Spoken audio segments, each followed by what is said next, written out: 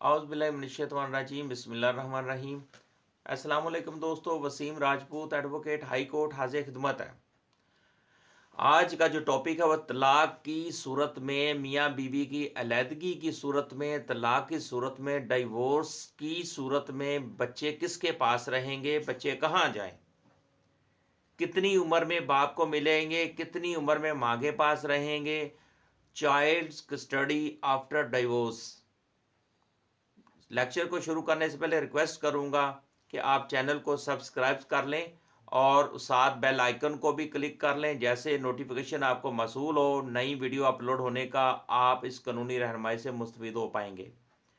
हमारे माशरे के अंदर दोस्तों बहुत ज़्यादा इस तरह के केसेस चल रहे हैं कि लड़ाई मियाँ बीवी की होती है और सफ़र बच्चे करते हैं। ये एक बहुत बड़ा अलमिया है कि दुख वाली बात है, पेन वाली बात है। लड़ाई मियाँ बीवी की, ख़ानदान के अंदर जो नफ़रतें हैं वो एक दूसरे से, वो मियाँ बीवी अपने अंदर भरते रहते हैं, बाद में लड़ाई हो जाती है, सेपरेशन हो जाती है, तलाक हो जाती है, अलहदगी हो जाती है। तो फिर नतीजा ये जो सफ़र करना, ये बच्चों का काम है। ये बच्चे सफ़र करते हैं, बाप के पास चले जाएंगे तो माँ को तरसेंगे, माँ के पास चले जाएंगे बाप को तरसेंगे।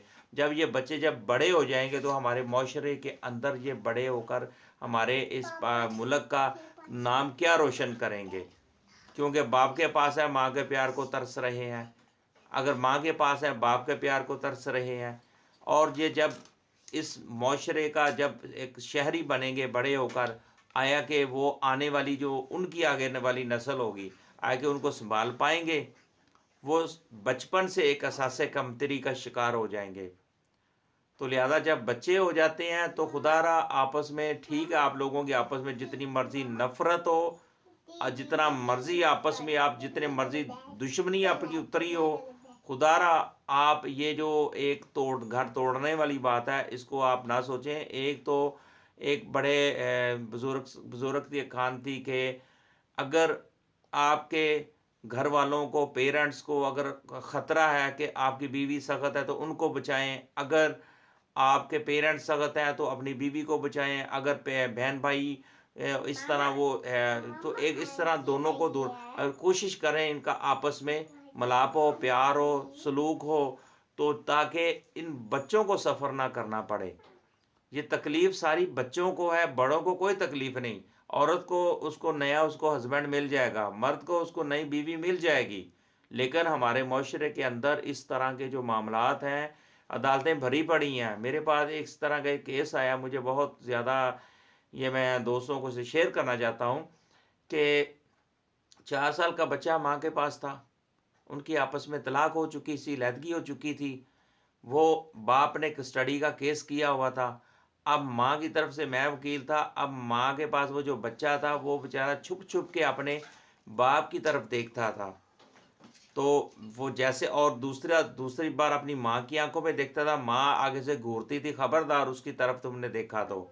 अब बच्चा बेचारा इस टाइम, इस मौके की तलाश में होता था, जैसे उसका बाप सामने आता था वो छुप के उसको देख लेता था। और अब उसकी नज़रों के अंदर, बच्चे की नज़रों में इस तरह की एक कशिश थी, एक मजबूरी थी, तकलीफ थी, पेन थी, प्यार था कि वो फौरी जैसे उसका उसकी माँ उसको छोड़े, वो फौरी तौर पर जाकर अपने बाप के सीने के साथ लिपक जाए, अपने बाप की शफकत ले, बाप का प्यार ले। लेकिन वो एक इंसिडेंट ही ऐसा था, वो माहौल ही इस वक्त ऐसा था कि वो जब मैंने देखा तो इसमें बाई गॉड, इसमें कोई शक नहीं है कि मेरी आंखों में उस वक्त आंसू आ गए थे। लेकिन वो एक कोर्ट में थे, कंट्रोल करना होता है। इस तरह जब ऑनरेबल कोर्ट फैसले करती हैं कि बेटा, जब वेलफेयर ऑफ द माइनर को कोर्ट देखती है कि ये बच्चा माँ के पास रहना चाहिए या बाप के पास, बच्चे की वेलफेयर को देखती है। जब वेलफेयर कोर्ट सेटिस्फाइड हो जाए, अगर बच्चा माँ पास है तो उसको कहा जाता है बाप, अगर वो बाप को कोर्ट सेटिस्फाइड होती है तो बाप को जब दिया जाता है तो कोर्ट के अंदर जोर जोर से चीखें सुनाई देती हैं बच्चों की। तो जब कोर्ट ऑर्डर करती है कि ये बाप को दे दिया जाए या माँ को दे दिया जाए, वो एक अलग किस्म की एक तकलीफ है, एक पेन है। ये ठीक है, विजिटेशन आप वहाँ पे जाते हैं, बच्चों की मुलाकातें होती हैं, हर महीने 2 बार आप मुलाकात कर लेते हैं, बच्चों को तोहफे तवाइफ देते हैं। ये एक ज़िंदगी नहीं है, ये आप शुरू से ही अपना एक घर में अपना एक प्लान बना लें कि आप लोगों ने बच्चों की खातिर ही ज़िंदगी, जहाँ बच्चे जब पैदा हो जाते हैं तो फिर बच्चों की खातिर आप अपने आप को कंट्रोल करें, अपने गुस्से पर कंट्रोल करें। या तो फिर अगर औरत सख्त है तो मर्द चुप कर जाए, अगर मर्द सख्त है तो औरत चुप कर जाए। तो फिर ये और ये ऊंट पटांग की बातें, फलाना ये है फलाना वो है, इस तरह ये घर के अंदर नफरतें शुरू हो जाती हैं। अब बात यह है कि ऑनरेबल कोर्ट में जो बेटा है वो 7 साल की उम्र में बाप के पास honourable court welfare of the minor दे के बाप के पास जाने के उसके चांसेस होते हैं। और बेटी जो है वो जब बलूगत पर पहुंच जाती है तो वो फिर माँ बलूगत तक माँ के पास रहती है, उसके बाद फिर वो ऑनरेबल कोर्ट जो भी फैसला करती है, तो जब ऑनरेबल कोर्ट जब सेटिस्फाइड हो जाए वेलफेयर ऑफ द माइनर्स को देखेगी कि वो किस तरफ ज़्यादा बेस्ट है। एक इसमें यह सवाल था कि अगर बच्चा छोटा है, मियाँ बीवी की डिवोर्स हो गई है, बच्चा नाबालग है, 4 साल से नीचे उसकी उम्र है, 5 साल से नीचे है, तो वो फिर माँ 491 CRPC ज़ाब्ता फौजदारी के तहत एक हेबियस अपने वकील साहब के थ्रू केस करके है वो बच्चे की कस्टडी ले सकती है। लेकिन मेरी बात सुने, वो जो कस्टडी होती है वो आर्जी होती है, वो परमानेंट नहीं होती, वो मुस्तकिल नहीं होती। मुस्तकिल लेने के लिए आपको गार्डियन कोर्ट में केस करना पड़ेगा। गार्डियन कोर्ट में आप केस करके अगर आप कोर्ट को सेटिस्फाइड कर सकते हैं कि बच्चे की वेलफेयर ऑफ वो आप ही कर सकते हैं, उसका बाप नहीं कर सकता, तो फिर वो आपके चांसेस होंगे। अगर आप इसमें कामयाब हो जाते हैं कि बाप इस काबिल ही नहीं है कि वो बच्चे को संभाल सके, बच्चे की वेलफेयर को अच्छा कर सकते, फिर आप अपना वो कोर्ट को सेटिस्फाइड करना पड़ता है।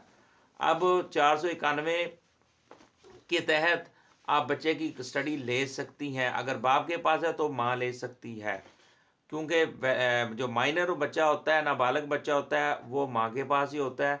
ये 2018 SCMR 427 पेज है इसका, और दफ़ा 25 गार्डियन और वार्ड एक्ट के तहत माँ ने क्लेम किया कि खामद ने मुझसे बच्चे की उम्र 10 से 7 साल है ज़बरदस्ती छीन लिए हैं।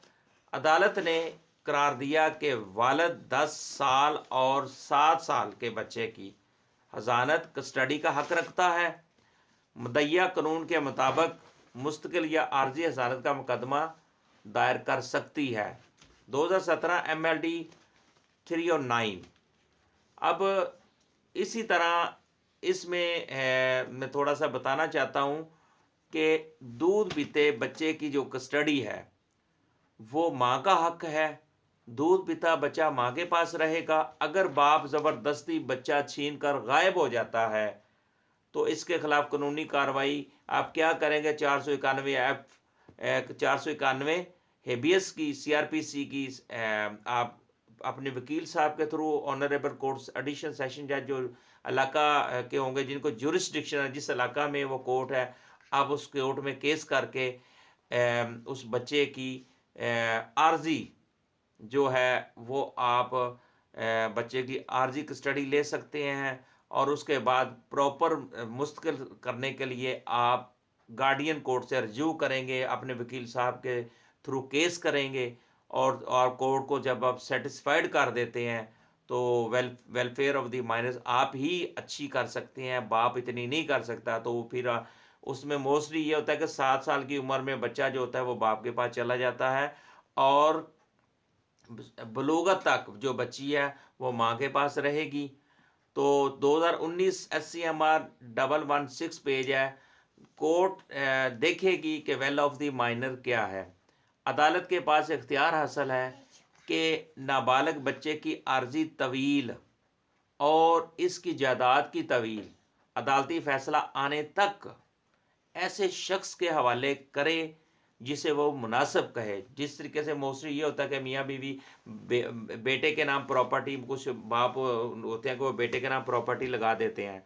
जब वो बेटे के नाम प्रॉपर्टी लग जाती है तो वो फिर जब इनकी अलहदगी हो जाती है या कोई ऐसा इंसिडेंट होता है कि वो वाइफ की या मर्द की डेथ हो जाए, तो उस सूरत में वो कोर्ट फिर यही देखे कि उस बच्चे के नाम जो प्रॉपर्टी होती है वो इस ऐसे बंदे के नाम, ऐसे शख्स के वो नाम वो एज ए गारंटी के तौर पर या उसका वो दे देती है, अगर जिससे वो कोर्ट मुनासिब समझे। तो ये इसका जो interim study section 12 of guardians and ward, इसके तहत वो माँ नाबालग बच्चे की 7 साल और बेटी की बालग होने तक की हसानत की हकदार होती है।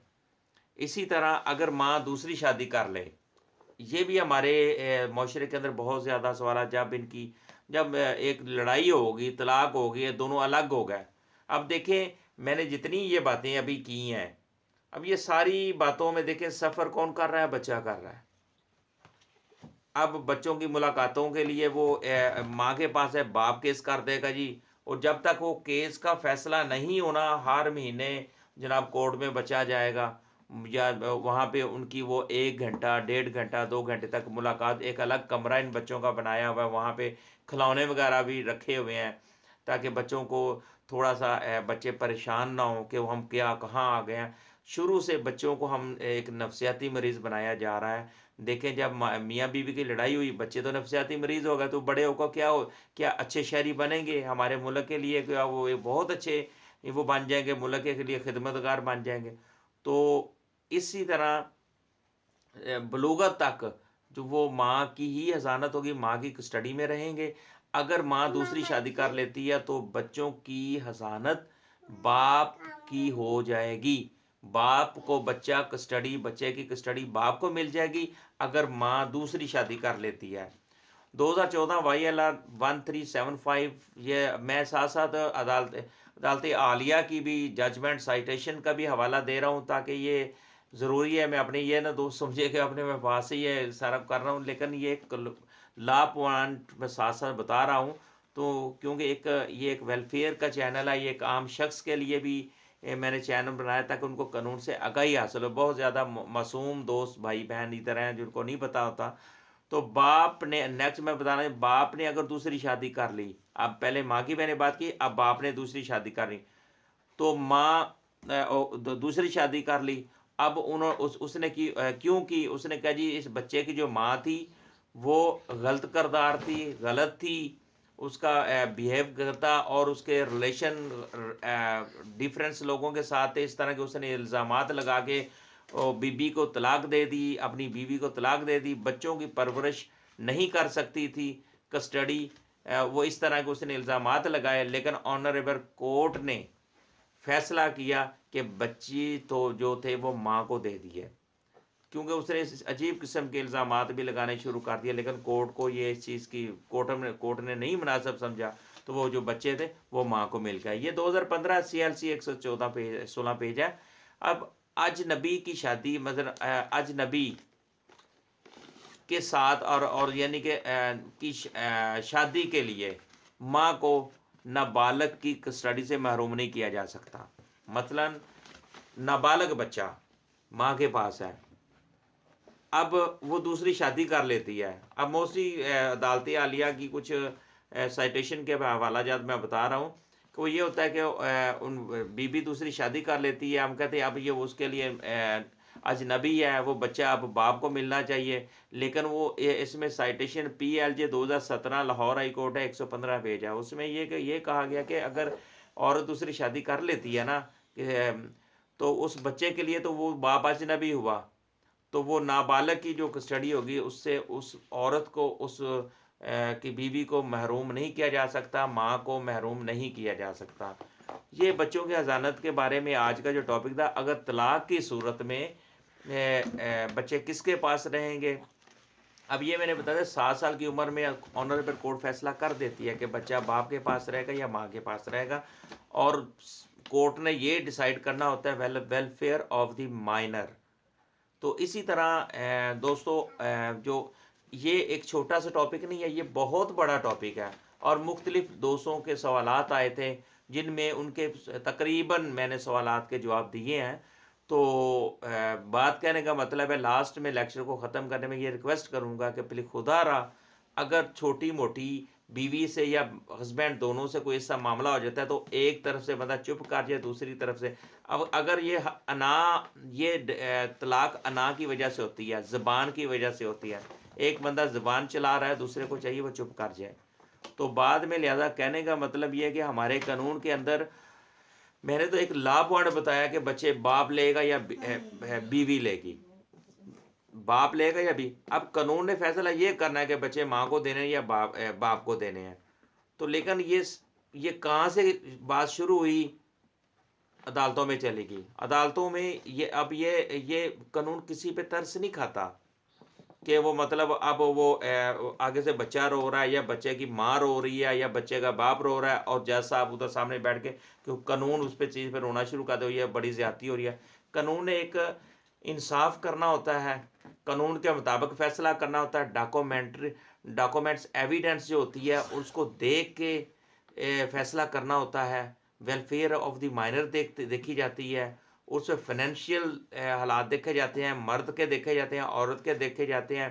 फिर आया कि मर्द ने दूसरी शादी की है या नहीं, औरत ने दूसरी शादी की है यानी ये जितने हालातों वाक़यात देख के जब कोर्ट सेटिस्फाइड हो जाती है, अगर बाप पे होगी तो वो बाप की को कस्टडी मिल जाएगी, माँ के पास होगी तो माँ को कस्टडी मिल जाएगी। सपोज मान लिया ये सारा कुछ हो गया, अब देखें बाप को जब कस्टडी मिल जाती है तो क्या वो बच्चा अब माँ के प्यार को नहीं तरसेगा? माँ को मिल जाती है, बाप के प्यार को नहीं तरसेगा। तो फिर वो उसका यही होगा कि वो जब वो बड़ा हो जाएगा, बड़ा होकर वो फिर एक बहुत बड़ा उसके अंदर एक नफ़रत पैदा हो जाएगी, या तो साइकी हो जाएगा या फिर उसके अंदर एक बहुत बड़ी मेल फीमेल का एक इशू बन जाएगा, उनके अंदर एक नफ़रत पैदा होगी, वो लोगों से माशरे से नफ़रत करना शुरू कर देगा। तो लिहाजा ऐसे हालात को आप होने ही ना दें कि वो नौबत अदालतों तक पहुंच जाए और वहाँ पर वो बेटे बेटियाँ वो अपनी इस दोनों माँ बाप की लड़ाई में सफ़र करना शुरू करते हैं। दोस्तों मुझे अपने दुआ में याद रखिएगा। आपका भाई वसीम राजपूत। अस्सलाम वालेकुम।